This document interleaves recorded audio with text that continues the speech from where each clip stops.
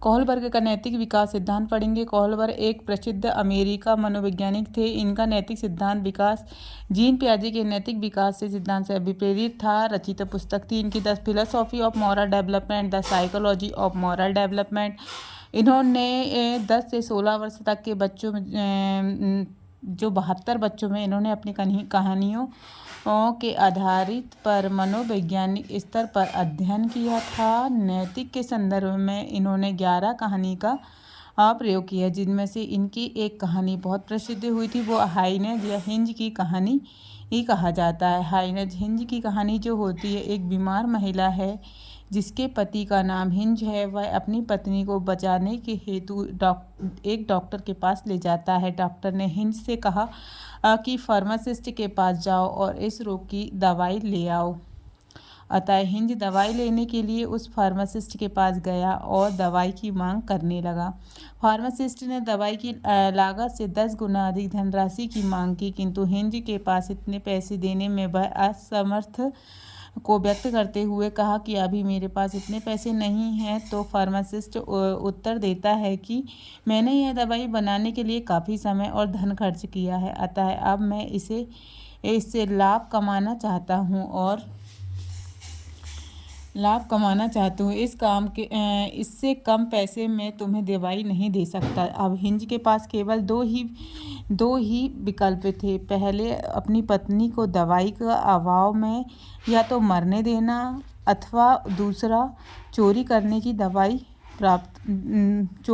दवाई प्राप्त करना और पत्नी को बचाना। अतः हिंज ने चोरी करके दवाई प्राप्त की और अपनी पत्नी को बचा लिया। कोहलबर्ग ने इस कथा के आधार पर 2 प्रश्नों का निर्माण किया, नैतिक दुविधा और नैतिक तर्कणा। नैतिक दुविधा का मतलब होता है कि जब व्यक्ति सही और गलत का फैसला नहीं कर पाता, वो कहलाती है नैतिक दुविधा।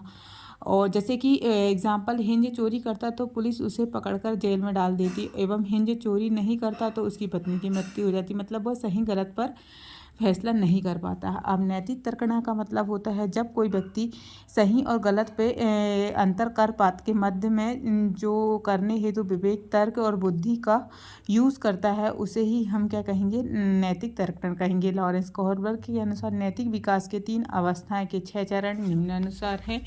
जो कि पहला चरण आता है उनका पूर्व परंपरागत नैतिक अवस्था, जो कि 4 से 10 वर्ष है। दूसरा आता है रूढ़िगत नैतिकता की अवस्था, या फिर हम इसको परंपरागत अवस्था भी बोल सकते हैं। और तीसरा आता है उत्तर रूढ़िगत नैतिकता की अवस्था, या फिर हम इसको उत्तर परंपरागत नैतिक अवस्था भी बोल सकते हैं। अब हम यहाँ पे पढ़ेंगे पहले स्टेज। तो इन्होंने 3 चरण और 6 अवस्थाएं के बारे में बताया है।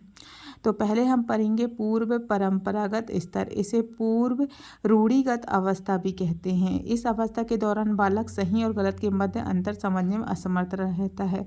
तो इसका जो पहला है वो आता है आज्ञा तथा दंड। आज्ञा तथा दंड मतलब यहाँ पर इस समय बालक आज्ञा का पालन डर के भय से करता। मतलब यहाँ पे जो आज्ञा का पालन करता है बच्चा, वो डर की वजह से करता है, क्योंकि उसको डर रहता है कि यदि मैं यह कार्य नहीं करूँगा तो मुझे दंड मिलेगा, और यदि मैं अच्छा कार्य करूँगा तो मुझे पुरस्कार मिलेगा। अब दूसरी अवस्था आती है टिट फॉर टैट, जिसको हम टिट फॉर टैट भी बोल सकते हैं, यांत्रिक सापेक्षित अभिमुखी भी बोल सकते हैं, और जैसे को तैसा, मतलब टिट फॉर टैट।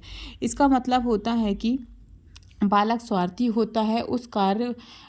बालक उस कार्य को सही मानता है जो उसकी इच्छा स्वार्थ को पूर्ति करता है। एग्जाम्पल कि मैंने अच्छा काम किया है, मुझे 2 रुपये दो, या मैं आपके लिए ये ले आने जा रहा हूँ तो आप मेरे को इतने पैसे दोगे तो मैं जाऊँगा, अदरवाइज़ नहीं जाऊँगा। फिर इसके बाद आता परंपरागत अवस्था या परंपरागत अवस्था या रूढ़िवादी अवस्था बोलेंगे। इसमें भी 2 आते हैं। पहला आता है, इसमें भी 2 स्टेज के बारे में बताया है, जो कि तीसरी